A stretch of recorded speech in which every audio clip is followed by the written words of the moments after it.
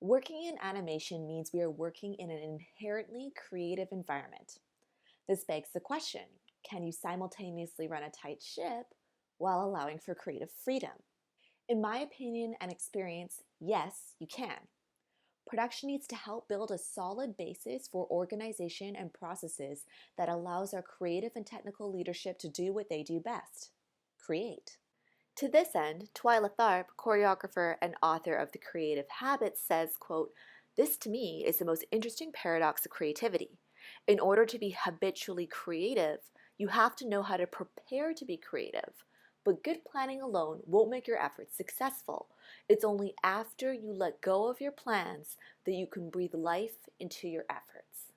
Once we have provided the environment and the support, we need to let people do their thing, and we get the best performances out of our team when expectations are clear and we trust everyone to do their job. Andrew Hill and Coach John Wooden offer an entire chapter on the matter in their book, Be Quick But Don't Hurry, which is Secret 8, Game Time is when the coach's job is almost over. Some key excerpts from this chapter are on screen, including, quote, "In fact, Coach told me that he hoped that once the game starts, I could go up into the stands and the team wouldn't miss me. To some, this sounds preposterous. I would suggest this is one of his greatest secrets," end quote. Another reads, quote, "The result was the empowerment of the people who now had to go out and perform. It was actually an interestingly choreographed transition of power from practice, where coach is in total control, to the game where the players had to take charge. It was also an unspoken yet powerful way to communicate his trust in his players to execute what he had taught them." All of this is why I'm personally deeply against micromanagement. Micromanagement is an easy trap for production to fall into, particularly when we are often neither as technically informed or creatively talented as our artists. A huge part of our role is setting persons with these abilities up to succeed, not to take on parts of their roles ourselves.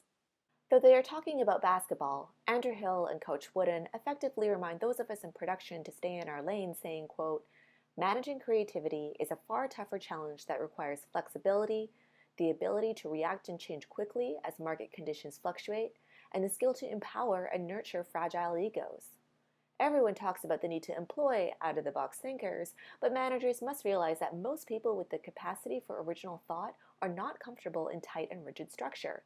You need to find the balance between creativity and organization." Now, just because we're in production doesn't mean we have to leave all the fun to our artists.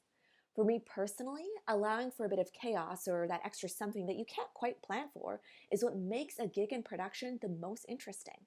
Stephen R. Covey says in The 7 Habits of Highly Effective People, quote, "As a teacher, I have come to believe that many truly great classes teeter on the very edge of chaos.